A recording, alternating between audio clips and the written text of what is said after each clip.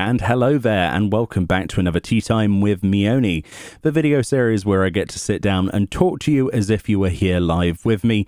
But of course you are not, because we cannot currently live stream. That might be the last time we have to say that. Next week on Thursday, we are actually getting a BT engineer out. We're getting a super fast fiber 900 or whatever it's called, which basically equates to about 900 megabit down and 111, I think it was, average up. So, of course, that does mean that we'll be able to stream. That doesn't mean that this will be the end of the Tea Time series, although it does mean that occasionally we might do a live version of the Tea Time with guests as well as the regular offline versions. I mean, I do these live regardless. It's just instead of recording them, I will actually be able to get some Q&A in them as well. So that'll be something that we look at in the future. But for now, here we are, basically, you know, by the time you actually hear this, I've already made this video. That's pretty much the only difference. So I get to sit down and talk to you as if you were here. Usually we go across things happening with me, my channel, and of course Final Fantasy XIV in general. And there's not really too much to talk about, but there are a few bits and pieces. But I really want to talk to you about basically my weekend. I think that's the best place to start because it's the most stressful thing I've done in quite some time. So if you were not aware, my other half, Black Rose, as she's called, and that's her character was named that before obviously Stormblood, long before then, and it isn't a relation to .hack or anything like that. For some reason, it's just a name she came up with a long time ago. She must have heard it from somewhere, but it wasn't directly taken from anywhere. Anyway, regardless of the fact, Black Rose, my girlfriend, Danielle in real life, basically her parents live in the Midlands, a long way from where I live. I live on the east coast of the UK. I'm obviously not going to mention anywhere specific, but basically there are 150 plus miles between our households. So, of course, when she moved in a few years ago now,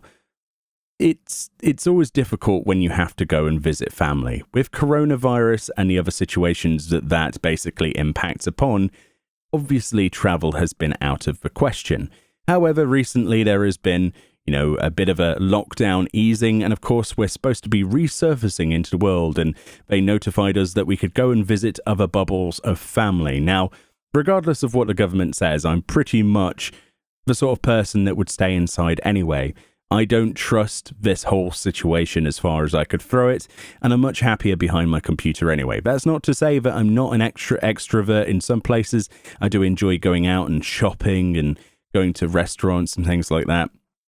I say restaurants, more like going to McDonald's and stuff like that. I don't know why I said restaurants.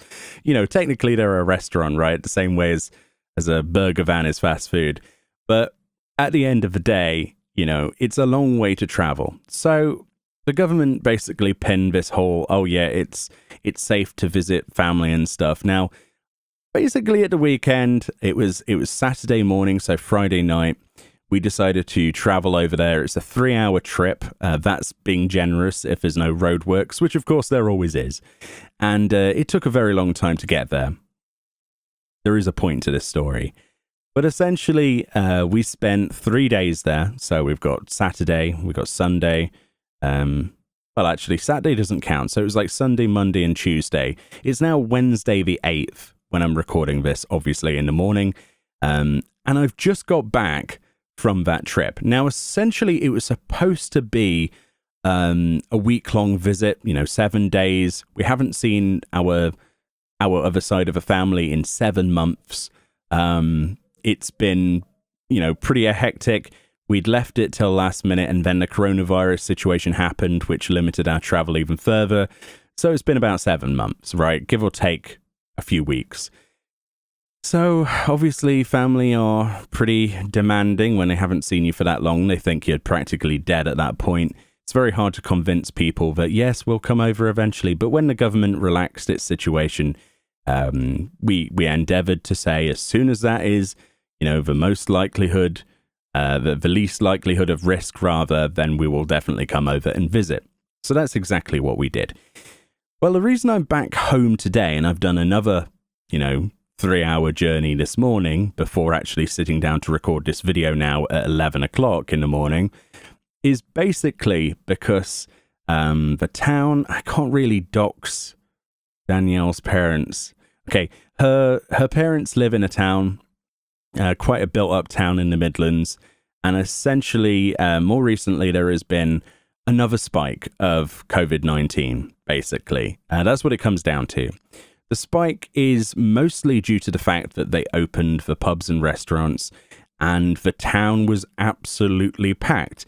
3 of the pubs in question in that town, bars, essentially, have been shut down 2 days later because of COVID cases, with either the proprietor of the establishment or somebody being in the pub that has had COVID-19. Now, I could have seen this 10 million miles away, and without getting political about it, it was going to happen. And frankly, I feel that it was ridiculous and probably a really dumb decision, especially how close it is to the, has been to the firm lockdown that we had countrywide previously, a few weeks ago. I don't think we've really had enough of a gap. Ultimately, my own beliefs, my own opinion, I feel that these things are not well thought out. And I think that the majority of people, government included, are prioritizing money and, getting the economy moving over people's lives. And it's very hard for anyone to dispute that. And a lot of people will probably argue with me and say that, yes, that is what matters. Otherwise, we'll have no lives because there'll be no economy. Regardless of what you believe, I personally just believe, my own opinion is that I feel that it opened way too quickly. That's all I'm going to say. I'm not going to say anything else political. I just think that it was a dumb decision, and it has resulted in, obviously, evidently bad circumstances, as now there's been another spike in that particular town. Now, I come personally from the countryside. We have, towns spread around. It's, you have to travel a fair amount to get to pubs and things like that, and the nearest town is 30 miles away. But in this town, obviously the bars are right next to where people live, and they're within spitting distance of each other. I know that's really grim terminology, but, people love to spread coronavirus. It was absolutely packed. It hit the news of all these places. You probably saw footage of London, for example, on the television, probably worldwide, when the restrictions were lifted and pubs were open. The police couldn't handle the situation. But where I'm getting at is essentially, I'm there for 3 days. I'm there to visit family. It was amazing to see them. And then suddenly all we hear on the news is the potentiality for a local lockdown. So what they're doing in the United Kingdom is they're doing local lockdowns if enough cases become enough to trigger a spike, and they make a decision to stop in and out traffic or people from exiting or entering that particular town. Now, unrelated to where these relatives live is a place called Leicester in the United Kingdom. Leicester has basically been the example of this. You get fined for being basically where you shouldn't be in Leicester if you try to get out there. And the fines start at about £150 all the way up to £3,600, I believe, for repeat offences. So, yeah, they're pretty hefty, right? They're meaning business about it. So that's what a local lockdown basically involves. You're basically trapped there. So as soon as I hear the whispers of such a local lockdown on the television, that they may enter a local lockdown soon due to the fact that there are spikes of COVID-19 due to the pubs opening again, I pretty much just packed my stuff and we left this morning, early hours, regardless of video schedule or anything. It's more important for me to be safe, and it's more important for me to be both not only safe but also to be able to do the work that I do. And it's also important for me to be here with those freedoms and the internet, where I can actually upload my videos, rather. I don't know why I'm getting tongue-tied there. So it was very important that I came back. So usually, a 3-hour journey like that, it takes me a few days to recover. So essentially, I'm back here. I'm absolutely cream crackered. I'm tired, but I really wanted to make a video today. I didn't want to let my side down. The other previous 2 videos, 4 videos now, for the past couple of days have been lower quality, of which I have to apologize for. The microphone quality is abysmal, mostly because I had to use a sock as a pop filter with a travel microphone. It was not a good situation, but thankfully, you won't have to put up with that for a week now, because I decided to come home. Now, the family is obviously a little bit disappointed in the situation, but they are the ones that recommended that we come home. Just simply that, if there is going to be a local lockdown, they're not going to broadcast it and give you 24 hours to leave the town, are they? They're just going to impose it, and then they'll set up borders overnight without telling anyone. That's pretty much kind of what happened with Leicester. So I think I made the right decision. We'll visit them again in the future, but really, I think what it comes down to is the idea that people have to ruin it for everyone else. They refuse to socially distance. They refuse to wear masks in public, and some people are even spitting. I just don't understand the behavior personally. Political views aside, I think the individuals responsible represent themselves well enough, and I think there's a lot of information and misinformation going around on how it's spread, and I think it's frankly disgusting. It's an abysmal situation in this country and many others. My thoughts are with the people in America personally. I know it's a worldwide problem, but if you're an American viewer, that's not necessarily sorry, but I'm really, really, really depressed for you that it's come to the situation that it has, that so many of you had to lose your lives for nothing, essentially. But anyway, we're getting too political again. But it's a really sad situation, and I do have my thoughts go out to anybody that's been affected directly by it. Myself, fortunately, I've not had anyone directly in my family affected. However, I have had good friends of mine come down with the disease, and thankfully they're recovering. So if you're recovering from this, or if you've lost anybody sadly, then just know that as much as it really doesn't help, I hope that the videos are providing somewhat of a distraction. That's why it's more important than any other time to actually be a content creator and create the damn content. Distractions are very much welcome, and the outside world is a scary place right now. I love my games and I love making my videos, so I'm going to do exactly that. Next week, when the internet's getting installed, the fiber 900 or whatever it's called from BT, I will be definitely socially distancing from the engineer. I'll ensure that he doesn't cough in our direction.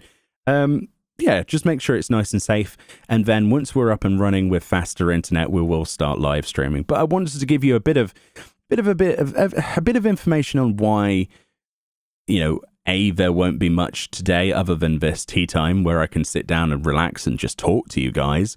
And also why the week is a little bit rough. I am, my eyes are cracked basically. As soon as I've uploaded this, I'm going to go and get some sleep. I was supposed to be raiding tonight. That won't be happening. I'm absolutely beat. My arms are just, now, I don't know if you heard that on the microphone, but my elbow just cracked. I feel like crap, basically, and I need a day to recover. So let's move on to more positive topics. Firstly, let's talk about Live Letter 59, Part 59. So Letter from a Producer Live with Naoki Yoshida and presumably Foxclon. Basically for 5.3 Part 2 information. So this will be the second bit where we talk about all of the new features, some of which haven't been announced yet that are coming in 5.3. Hopefully there will be a trailer for 5.3. I'm really looking forward to that. That will be taking place on the 22nd of July, which isn't that far away. So if you want to get hyped for that, we finally have a proper fixed-in date. They launched a Lodestone page and, of course, a Twitter bulletin giving the 22nd of July as the Live Letter 59 date. And they say, obviously, they're going to be covering the other half of information they didn't before, all about 5.3. They don't mention the trailer directly, but it's a good guess that they should be showing that off soon. and that will probably be set live after the live letter. Of course, this does mean that on the 22nd of July, I will be doing a live letter breakdown. I'll probably have a live reactions stream. We might do that. I know that sounds crazy to say, but we could definitely try and do something like that. I've not got really anything set up for live streaming yet. That's something to work on, so we don't have slides or emojis or anything like that.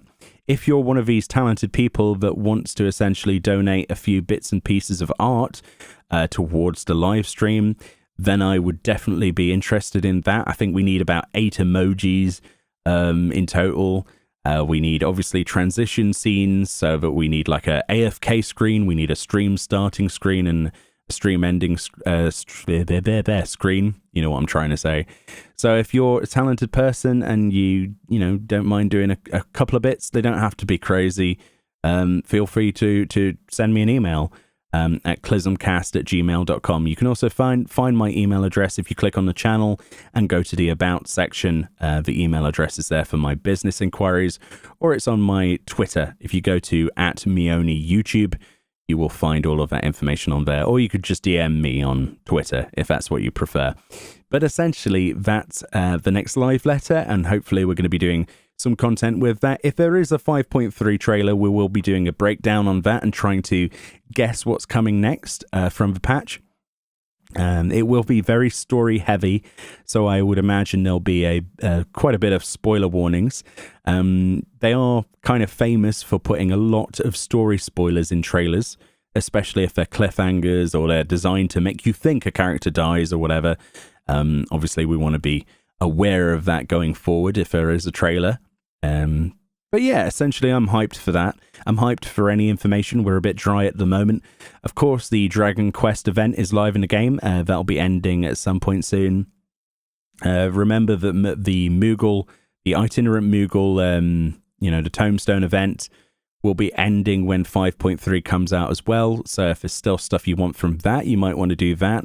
And other things that people have been doing in the game is they've been making the most out of the PvP queue times, because of course people are doing it for the tomes. People have been farming the mounts, the construct mount from Rival Wings, stuff like that. The gorilla mounts rather. Stuff like that is being farmed heavily. So I would definitely recommend to do some PvP whilst we're waiting for the content to come out.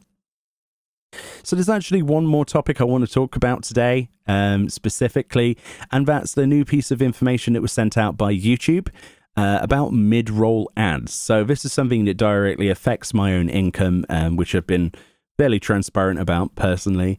Ad revenue is the way that the world works, and we have Patreon because YouTube doesn't pay enough, essentially. The ads do not pay enough anymore.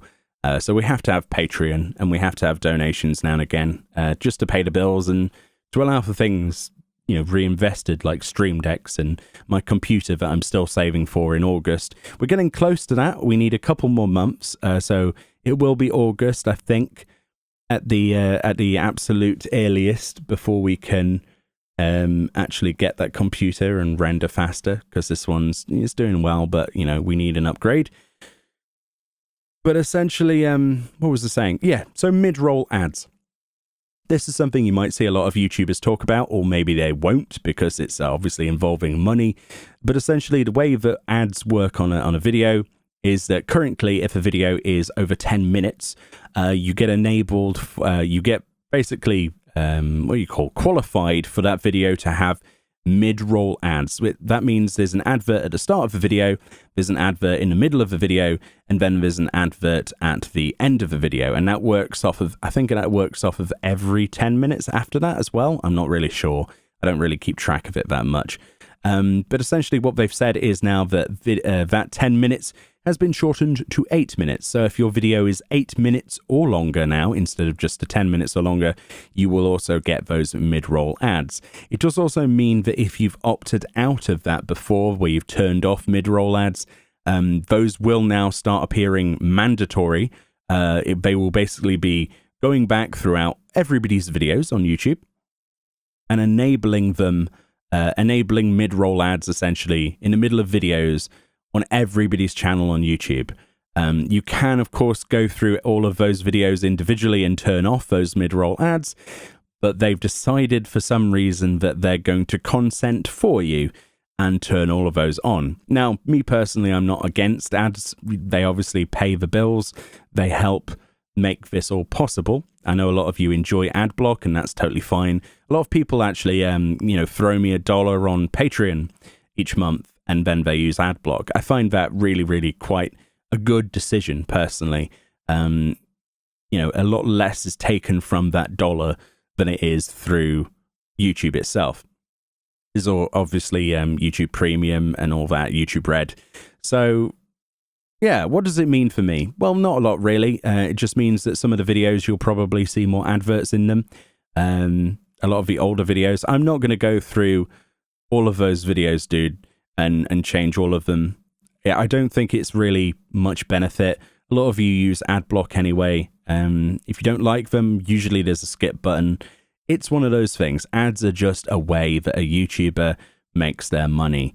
I personally don't have a problem with it, but it's never really influenced my decision, as I have been criticized by one individual that I had to take care of, because essentially people were saying that I was making videos over the 10-minute mark simply just to get extra revenue, which I find very rich considering, there's over 900 videos on the channel, at least, that are about 4 minutes in length.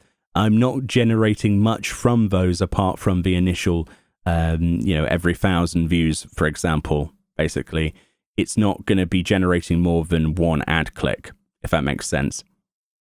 Whereas, obviously, the longer videos are obviously earning slightly more, but obviously, I said obviously like 3 times, but basically people watch less of the longer videos, or at least they probably do. For the most part, people watch less of a long video than they do a short video, or they break it up into separate sessions, which is totally fine. I don't really care how people watch my videos, and I don't care really how many people watch the videos. Ultimately, it's just that if they've enjoyed it, then that's good enough for me. Then they usually leave a like or something, or a dislike or whatever, right? It's based on those analytics, those likes and dislikes, and the comments themselves. Based on that is what influences my own creative decisions, which from a business standpoint is probably the worst way of doing it. A lot of people will make videos literally 11 minutes because if they don't make it 11 minutes, they're not going to get mid-roll ads. They're not going to get essentially double the income from that work, which, is a tactic in itself. I've seen a lot of people on YouTube, over 14 content creators do it as well. I've never really bothered. If my video is 4 minutes or 14 minutes, it doesn't matter to me.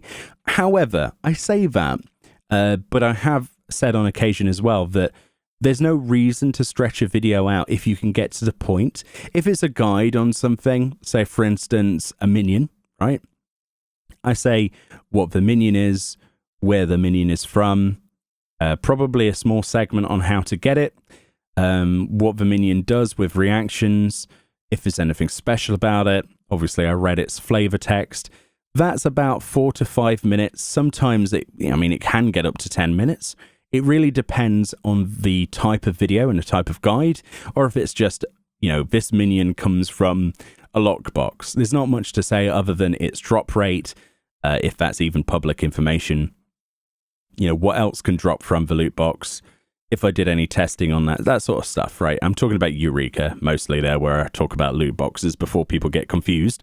It doesn't really affect me that much. However, it will probably increase income for the channel. So it does affect me, but not in a way that I would personally decide on my own. I was quite happy with how it was.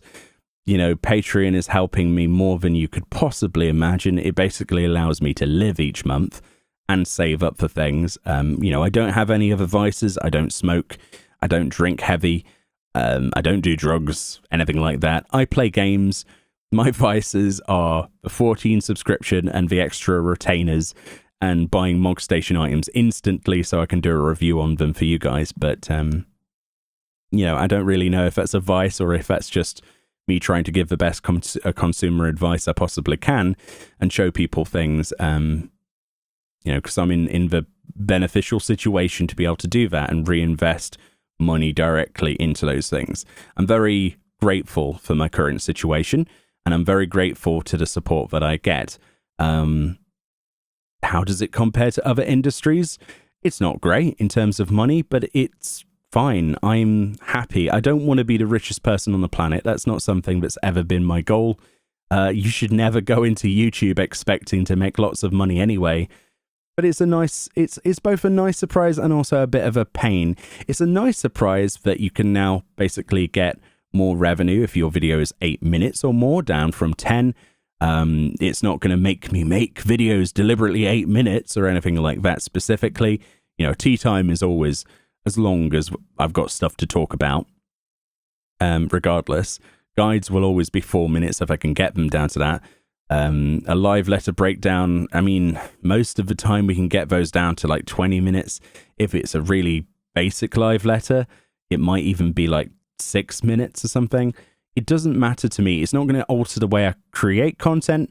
I'm pleasantly surprised that we, do have the option of getting more monetary gains from mid-roll ads where they're applicable and where people use ads on that sort of content. It's not a focus of mine to make them 8 minutes. If it happens, it happens.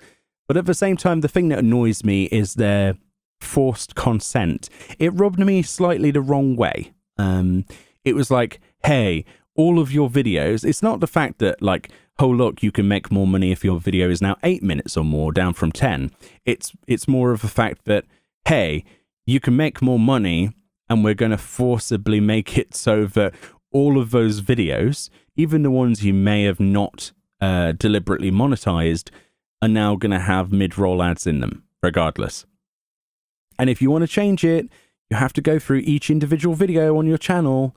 It's like, do they know how many videos some of us have? I mean, I've got, over 1,000 now. Am I going to sit there and go through all 1,000 and something videos individually to tick a box on their terrible YouTube studio that I can't stand? I miss the old YouTube so badly. I know I'm a hipster if you want to call me that, or okay boomer, but old YouTube was best YouTube, in my personal opinion. A lot of the changes have been really weird. Not necessarily the worst, they're just like awkward placements and I don't know.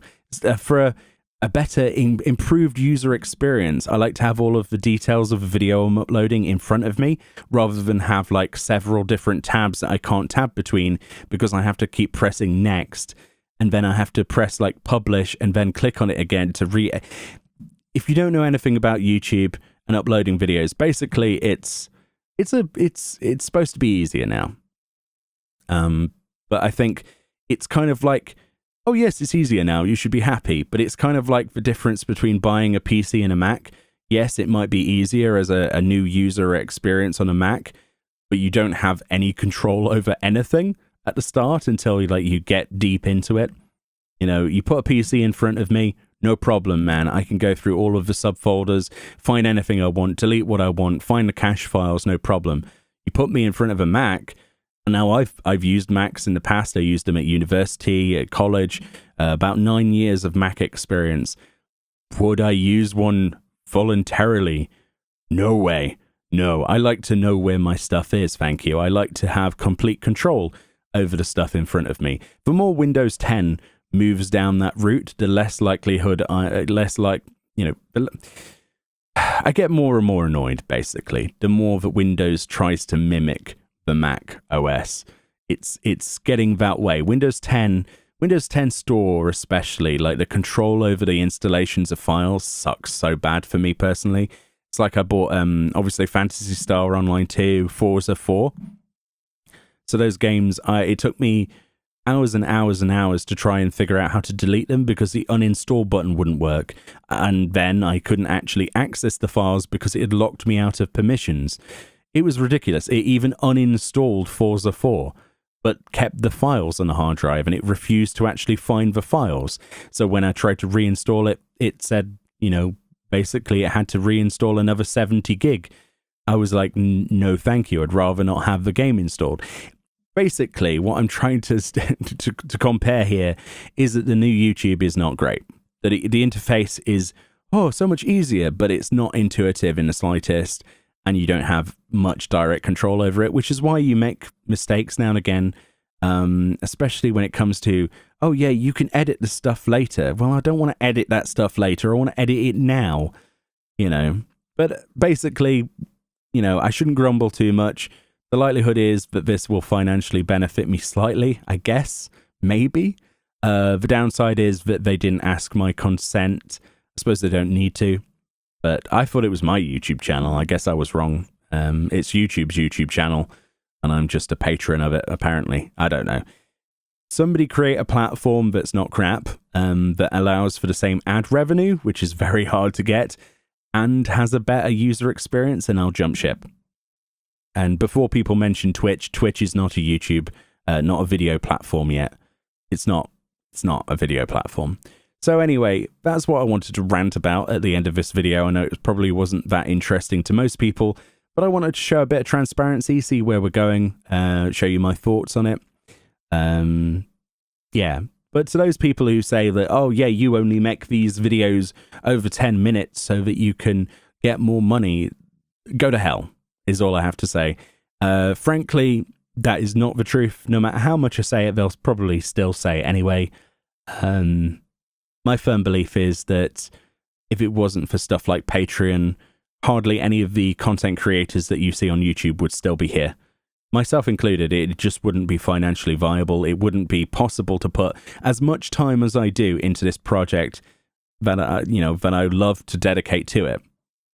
It's not for the fact that I'm doing it just for the money. I love doing this.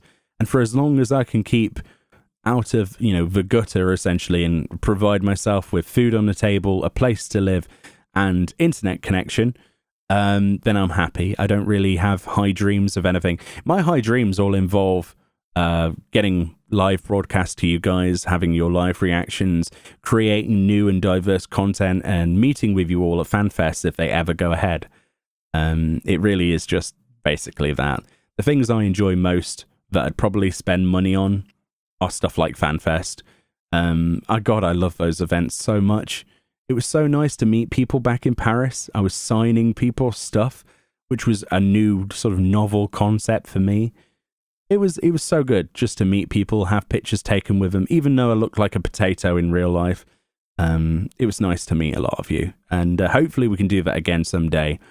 But yes, if it's not COVID-19 ruining my week, or me forgetting to take a microphone stand and a pop shield and a hard drive and stuff like that, and traveling over 300 miles in the last 3 days, and oh my god, my brain is completely scattered. But I really just wanted to sit here, talk about the fact there was a new live letter date announced, and give you a bit of a slice of what my life was like. So if you don't mind, for the rest of the day, I'm going to relax. Probably going to go to bed early. And then tomorrow we'll be back on video production. I have threatened to give you guys a new lore video. That's something we're going to do tomorrow. I will pretty much guarantee that tomorrow we will do a lore video. We'll continue that lore series through the Encyclopedia Eorzea. If you like narrated lore, then, hop by and check those videos out. They're quite fun. We learn together as we read them. There's a lot of stuff I didn't know that I like to read, but I like to read it for the first time in front of you guys, if that makes any sense. I don't know why. It just helps it sink in. And obviously, a lot of you guys like it as well, because not everyone can get those books. I'm rambling a little bit. I'm sorry. I need to go and get a nice cup of tea and relax for the rest of the day. But thank you kindly for all of your support. We've had lots of new Patreons. That's another thing I had an issue with whilst I was away, obviously. I didn't actually have access to my external hard drive, which had all of the end slate stuff. So all of the people that are on Patreon, I couldn't even put a slide up. It would have been so much effort to go and do that within that time limit. But we are back now. I need to update the slide. There's been a few new patrons, quite a few actually, about 5 or 6. So thank you so much from the bottom of my heart. If you really do go out and you give $1 or anything, really, it all makes a difference. It really does, and brings my dreams one step closer. And of course, provides you with more content going forward. So anyway, thank you to everyone who does the YouTube membership stuff. That's another thing we need to quickly talk about. The YouTube join button. Essentially what I'm going to do is anybody who gives me direct donations through a PayPal link will get the same privileges for a month. For example, if you gave a tier's worth of a Patreon money that you can see on my Patreon, you will be given that rank in Discord. Of course, you'll be added to the credit section. That's for both donations. That's the YouTube membership system, which actually will have emotes and bits and pieces going forward, as well as avatars exclusively for subscribers or, join members. I think it's YouTube members, right? On this platform, not subscribers like Twitch, but essentially people who pay monthly or just for a month, as well as obviously giving that sort of... So there's going to be 3 ways that you can support the channel. From as low as $1. I think we can't go any lower than that. I think somebody donated 10p to me. I thought that was very generous of them. What's that in cents? That's like, I don't know. Someone tell me below. But anyway, thank you all kindly for supporting me on this journey. The journey is only really just beginning. It's 2020 now. In 5 years' time, let's see if we can get to that 100k mark. We should be able to get that within a couple of years, I think. I just want the plaque to put up on my wall so I can say, look at that. That's why we're doing this, for these guys, because they've enabled stuff like this to happen. But it really is a pleasure to make videos every single day. I put more time into it than most people probably imagine. You just ask anybody who knows me how much time I put into this. It's not just fun and games all the time. And somehow I still love Final Fantasy XIV, even though I make videos on it all the time. Crazy, isn't it? Anyway, thank you all kindly for watching. Enjoy the rest of your day. Please excuse my brain today. I'm scatterbrained and I'm tired, but I will definitely see you all next time. Bye-bye.